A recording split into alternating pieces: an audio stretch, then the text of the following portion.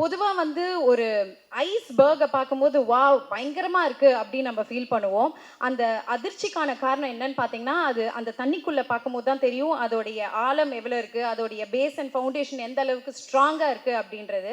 அதே மாதிரி தான் நான் இப்போ அடுத்ததா கூப்பிட போறவரை பத்தியும், அவருடைய சக்சஸ் பத்தி இப்போ நம்ம எல்லாருமே பேசுறோம்.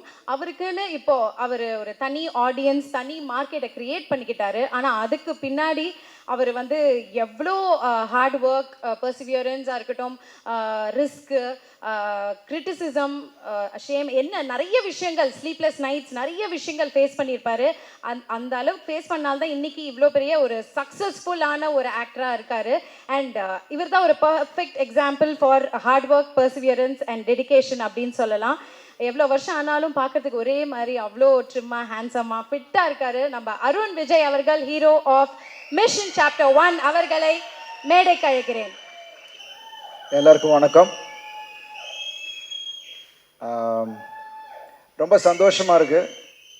முதல்ல மிஷன் சாப்டர் 1 என்னோட முதல் பண்டிகையில் ரிலீஸ் ஆகிற ஒரு படம். ஸோ பொங்கலுக்கு வருதுன்னும் போது ரொம்ப ரொம்ப சந்தோஷம். ஸோ அதே மாதிரி என்னுடைய ஃபேன்ஸும் சந்தோஷப்படுவாங்கன்னு நினைக்கிறேன்.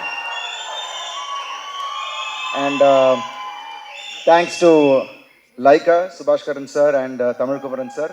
ஒரு நல்ல டேட்டில் படம் வர்றதுன்றது வந்து ரொம்ப முக்கியமான ஒரு விஷயம்.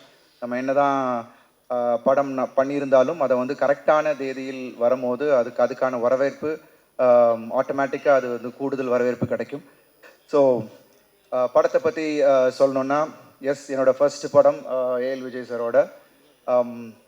என்னோட ஐ திங்க் நான் பண்ண படங்கள்லேயே இது வந்து அதிக பொருட்செலவில் பண்ண படம் mission. I am really happy and thanking Vijay sir for giving me this script. ஏன்னா இந்த கதை ஃபஸ்ட்டு நாங்கள் வந்து வேறு ஒரு கதை பண்ணலாம் அப்படின்ற ஒரு ஐடியாவில் தான் நாங்கள் பேசிகிட்டு இருந்தோம். திடீர்னு விஜய் சார் வந்து இந்த ஒரு மிஷன் கதையை சொன்னார். இமீடியட்டாக எனக்கு ரொம்ப பிடிச்சிருந்துச்சி. ஏன்னா அவர் என்ன சொன்னார்னா, சார் உங்களை வச்சுட்டு நான் வந்து ஆக்ஷன் இல்லாமல் பண்ண முடியாது, ஆக்ஷனும் இருக்கணும், அதே சமயத்தில் என்னோட அந்த கோர் எமோஷன்ஸும் வச்சுக்கிறேன் சார், இந்த கதையில் அது எல்லாமே இருக்குது அப்படின்னாரு.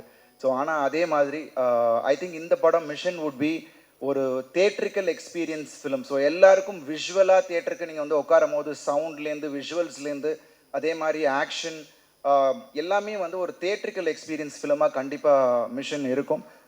அண்டர் கரண்ட் எமோஷன் ரொம்ப அழகாக ட்ராவல் ஆகிட்டுருக்கும். எனக்கும் இயலுக்கும், நான் இயலை பற்றி சொன்னேன், wonderful kid.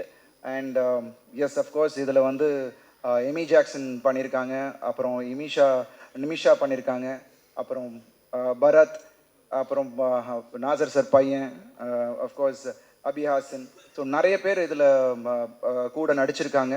And I'm really happy that இந்த படம் ஜனவரி 12 ரிலீஸ் ஆகுதுன்னும் போது ரொம்ப ரொம்ப சந்தோஷமாக இருக்குது. அண்ட் ஜிவி பிரகாஷ் மிகப்பெரிய ஸ்ட்ரென்த் இந்த படத்துக்கு. ஏன்னா இதில் வந்து அதோட சாங்ஸ் நீங்கள் கேட்டிருப்பீங்க. ஃபஸ்ட்டு சாங் ரிலீஸ் ஆகிருக்கு, த மெலடி சாங். அதுக்கப்புறம் அச்சமே அச்சமே ஐ திங்க் இங்கே இருக்கிறவங்க பார்த்துருப்பீங்க, அது கூட விரைவில் அது ரிலீஸ் ஆகும். அது வந்து நீங்கள் பார்க்கும் போதே அதோட சாம்பிள், அவரோட ஆர்ஆரோட சாம்பிள் அதில் தெரியும். ஸோ அதுதான் படத்தோட அந்த வேகத்தை கொண்டு போகும். ஸோ ஐம் ஷுவர் நீங்கள் எல்லாரும் என்ஜாய் பண்ணக்கூடிய அளவில் ஒரு படத்தை நாங்கள் எடுத்திருக்கோம்னு நினைக்கிறேன். ஏன்னா இது வந்து டோட்டலாக ஒரு 60 to 70% லண்டன்லேயும் மிச்சது இங்கே எடுத்தோம்.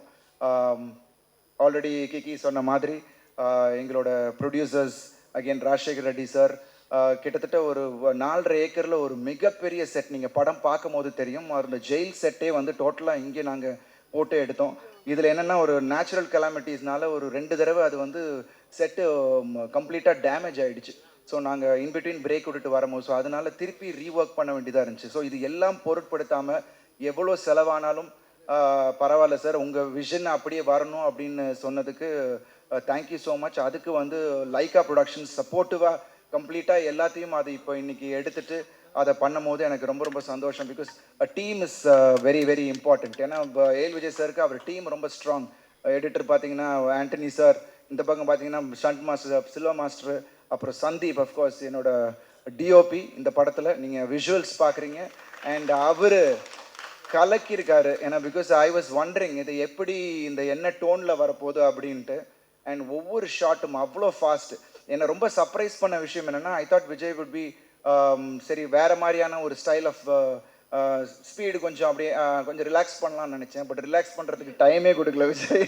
ஏன்னா அவ்வளோ ஃபாஸ்ட்டாக அவ்வளோ மெட்டிகுலஸ் பிளானிங். ஏன்னா ஒவ்வொரு நாளும் கிட்டத்தட்ட ஒரு 1000-1500 பேர் செட்டில் இருப்பாங்க.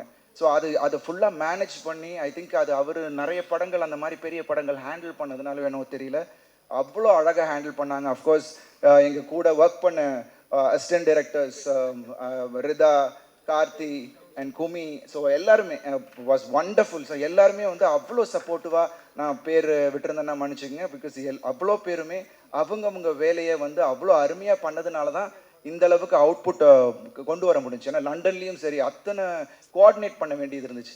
நாங்கள் ஐ திங்க் சார் சொல்லுவாருன்னு நினைக்கிறேன், நாங்கள் போய் லேண்ட் ஆன உடனே யூனோ குவீன் வந்து அப்போது ஷூட் ஸ்டார்ட் பண்ணுறோம், குவீன் இறந்துட்டாங்க, நோ ஷூட்டுன்ட்டாங்க 1 week morning. So it was difficult task பிகினிங்லேருந்தே.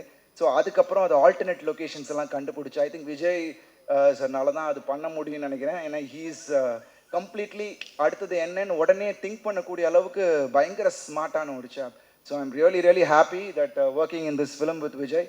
And நிச்சயமாக இந்த படம் உங்கள் எல்லாருக்கும் பிடித்த மாதிரியான ஒரு படமாக இருக்கும். என்ன ஒரு வேறு டைமென்ஷனில் கண்டிப்பாக இந்த படம் காட்டும். ஏன்னா எமோஷனலாகவும் சரி ஆக்ஷன்லேயும் நாங்கள் நிறைய வித்தியாசமாக சில விஷயங்கள் பண்ணியிருக்கோம். அடுத்தென்னு அடுத்தடுத்த பிளாக் வந்து உங்களுக்கு எல்லாருக்குமே எக்ஸைட்மெண்ட் கொடுக்கக்கூடிய அளவில் இந்த படம் அமைஞ்சிருக்கு. ஸோ பிகினிங்லேருந்து உங்களை எல்லாரையும் க்ளூ பண்ண வைக்கிற அளவுக்கு இந்த கதை மகாதேவன் சாரோட கதை கண்டிப்பாக அமைஞ்சிருக்கும். So I really thank Mahadevan sir for giving me this, இந்த ஒரு அருமையான கதையை எனக்கு கொடுத்ததுக்கு நன்றி மகாதேவ் சார். ஏன்னா அது மட்டும் இல்லாமல் அவர் நிறைய ஷூட்டிங் ஸ்பாட்டில் அவரே வந்து உட்காந்துருவார். இது கரெக்டாக இந்த எந்தெந்த இடத்துல ஏதாவது டவுட் இருந்துச்சுன்னா அவர் கேட்குறது. It is wonderful working in with this team. So whole டீமுக்கும் என்னுடைய மிகப்பெரிய நன்றி. GV thank you so much. I am just waiting. அவரோட ஆர்ஆருக்கு பயங்கரமாக வெயிட்டிங். ஏன்னா நிறைய ஸ்கோப் இந்த படத்தில் வந்து ஆர்ஆருக்கான பெரிய ஸ்கோப் இருக்குது. அண்ட் இது ஒரு ஸ்பீடாக இருக்கும், நீங்கள் எல்லாருமே என்ஜாய் பண்ணக்கூடிய ஒரு படமாக இருக்கும். So I thank each and everyone who have worked in this film, and thank you all for supporting. And January 12 Pongal அன்னைக்கு உங்க எல்லாரையும் மீட் பண்றோம். So thank you so much. Thank you Kiki, நான் உங்களை பார்க்கல. And wish you all a happy new year. Thank you.